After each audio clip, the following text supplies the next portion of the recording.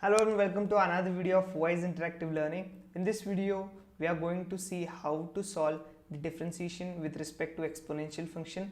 We can also use them in terms of logarithms, or we can directly use them by just putting a formula, which is the exponential function when e raised to f of x is given, its differentiation y dash is always going to be e raised to f of x as it is times f dash of x. So simple formula regarding this can solve multiple numbers of questions for us, and we are going to see this in just under 5 to 10 minutes. How can we solve all these questions step by step?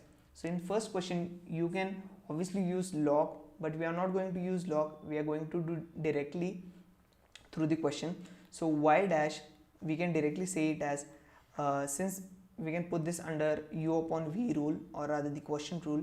So it is going to be sine x completely squared. So we have sine x times the differentiation of e raised to x, which is going to be e raised to x minus, now we have to keep e raised to x as constant, and the differentiation of sine x, which is going to be cos of x. So this is your final answer. So we can further simplify it by doing e raised to x as common minus sine of x minus cos of x times sine of x minus cos of x completely divided by sine x squared. So in the second question, you have strictly, you can put the formula as y equals to e raised to sine inverse of x. So since you know that f of x is sine inverse of x, your differentiation is going to be very easy, which is going to be e raised to sine inverse of x times, you know that the differentiation of inverse trigonometric function of sine inverse x is going to be under root of 1 minus x squared. So this is your answer. Now we are going to see the third question, which states that y equals to e raised to x cubed. Now here f of x is nothing but x cubed, right? So what is going to be f dash of x? It is going to be 3x squared. So y dash is going to be e raised to x cubed times 3x squared. So this is your easiest way to solve these questions. Now in the similar way, we are going to see all the questions, but we are going to find out the answers directly, since we are in the fourth and the fifth question we have something called as chain rule. So since we have sine tan inverse of e raised to x, we can say that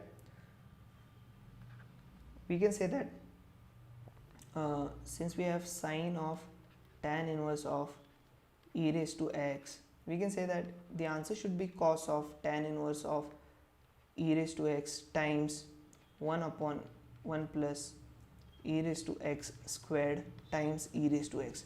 So this is your final answer, and within one step I have tried to do it in a faster way.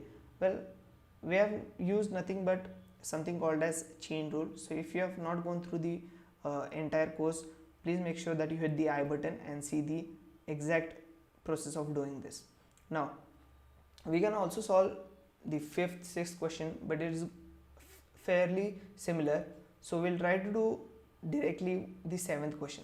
Now we have the seventh question, which is y equals to under root of e raised to root of x.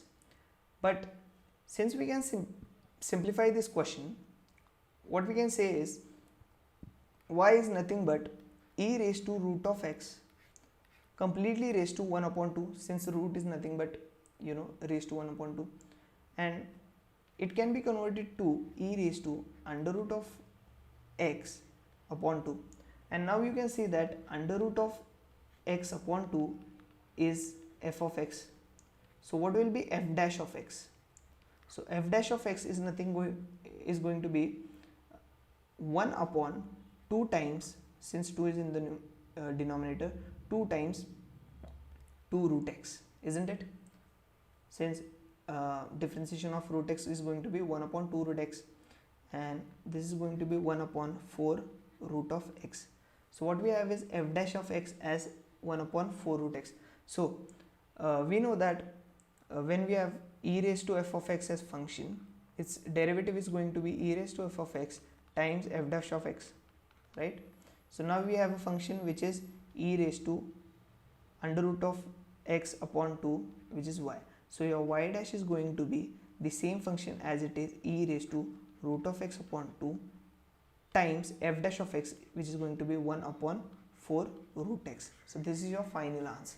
Now we will see the 8th question.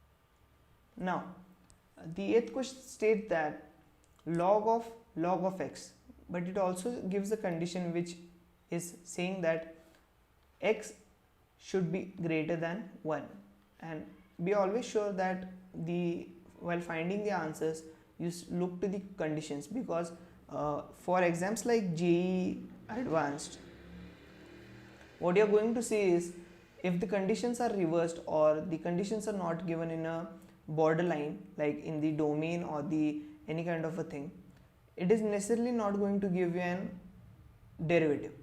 If suppose I change this question in an JEE Advanced level, and if I say that x is less than 1 but greater than 0, and if I give you this condition, the answer might be different, or it might not exist. Why? Because you know that any function of log has to be in specific range. Since you know that the log function, like you know that the graph of the function is something like this, you need to be always making sure that you know certain limits to the values of the x. Since you know that so if you look at over here in the graph which I have drawn, so if you look over here at exactly log of 1, the value is going to be 0, right? So the y value is 0, and if you take any value below 0, so any value below 1, so if you take any value between 0 and 1, the y value is necessarily going to be negative, isn't it? Since the answer is going to fall somewhere over here. But if you take x is greater than 1, so in this case not from here to here, but from 1 to the right side, see all the values of y are going to correspond into a positive manner, isn't it? So all these values over here are going to correspond to a positive way, but anything between 0 to 1 is going to give you negative values. So always make sure that if this condition is given, it is going to give a negative value. So log of negative, it does not exist, since you know that on the negative side of x-axis there is no specific value. So this has to be a condition. So in case in a JEE Advanced level question, if you find that x is less than 1 and it is greater than 0, and in such questions the answer is going to be does not exist. So they can try to trick you on such questions, but since this is a board question or rather a textbook question, we are going to easily solve it. So your question is log of x, and you know that derivative of log of x is 1 upon x. So log of f of x will be 1 upon f of x, which is log of x again, and then you go inside and then you have log of x, which is 1 upon x, and x differentiation is going to be 1. So your answer is y dash equals to 1 upon x log of x. So we have done question and answers till 8th question. So I would like you to comment in the comment section below what are the conditions and why is the condition for x raised to 0 given in this particular question.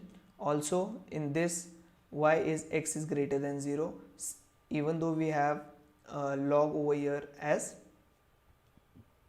in the numerator. Now for the 9th and 10th question, please make sure that you solve this question and answers by yourself, and thanks for watching. See you in the next videos.